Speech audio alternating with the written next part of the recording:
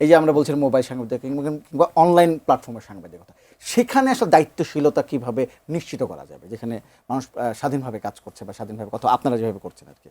দেখেন, একটা জিনিস আমি বলি যে হঠাৎ করে প্রায় দেখবেন যে একজন আপনার প্রাইম মিনিস্টারের ব্যাপারে একটা কটূক্তি করার কারণে একজনকে পুলিশ ধরেছে, ধরে তাকে শাস্তি দিচ্ছে। এটা শেখ হাসিনার আমলে হয়তো, এই আমলেও হচ্ছে এখন, যদিও এটা প্রাইম মিনিস্টার নিজে এটাকে সমর্থন করেন কিনা এটা আমার সন্দেহ আছে। তারপরে আমি ধরে নিচ্ছি হয়তো চট করে একজনকে ধরে শাস্তি দিচ্ছে না। ধরছে কীভাবে? ধরা খুব সহজ। ফেসবুকে কে কী দিল না দিল, ইউটিউবে কে কী দিল না দিল, এই লোকগুলিকে ধরা কোনোই কঠিন না। কারণ এটা কোত্থেকে আপ হচ্ছে না হচ্ছে এটা বের করা পুলিশের জন্য ওয়ান্টেড মামলা।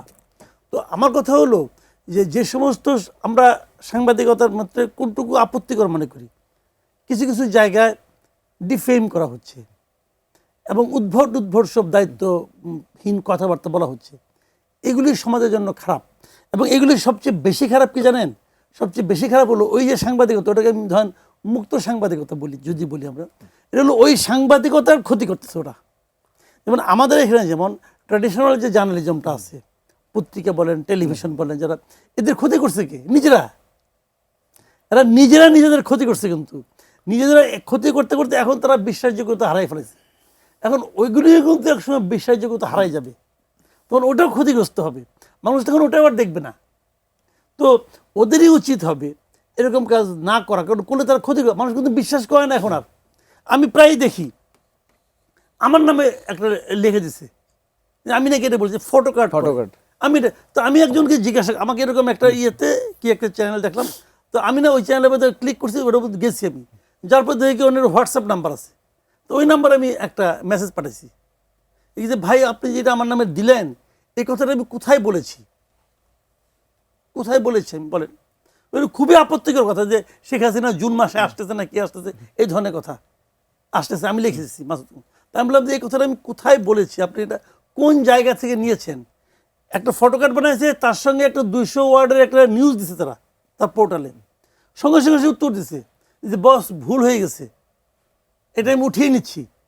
ততক্ষণে কিন্তু ওর কাজ হয়ে গেছে, ওর ভিউ হয়ে গেছে। কিন্তু ইন্টারেস্টিংলি তার 3-4 দিন পরে আমি আবার চেক করে দেখলাম সে তখনও রাখছে, মানে সে উঠায় না এটা। আচ্ছা, তারপরও ওইটা এখন ওকে কিন্তু খুঁজে বের করা খুব সহজ।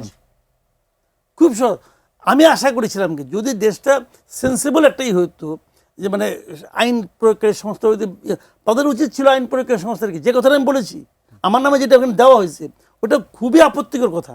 তো উচিত ছিল পুলিশের সঙ্গে সঙ্গে আমার নক করা, যে কথা কি আপনি বলছেন?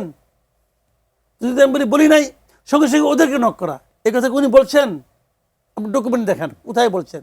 যদি বলে না, সঙ্গে সঙ্গে ওটাকে বন্ধ করা, এবং ওইটার সঙ্গে যারা দায়িত্বপ্রাপ্ত যারা আছে এদেরকে ধরে নিয়ে আসা। বা এটা তো মানে আপনি সমাজে তো অস্থিরতা তৈরি করতে পারেন না। তো এই বিষয়গুলো যদি হয় তাহলে ওইগুলো ভালো হবে। আর না হলে কি জানেন, না হলে ওই মিডিয়াটা ওই যে মিডিয়ামটা যেটা হয়েছে আর কি, এটাই ক্ষতিগ্রস্ত হবে। না, মিডিয়া ক্ষতিগ্রস্ত হলো, তার চেয়ে হলো যে আপনার নামে এই ফটোকার্ড দেখে অন্যেরা যে আপনার সম্পর্কে যে ধারণা পাবে, এবং না শুধু পরিবর্তন হবে না, আপনাকে নতুন করে ট্যাগিং করবে, আপনার বিরুদ্ধে তারপর বিষোদ্গার করবে, গালাগাল করবে, এবং আপনাকে এক ধরনের প্রতিকায়িত করবে যেটা আপনি নন। ফটোকার্ডের নতুন আতঙ্ক তৈরি হয়ে গেছে।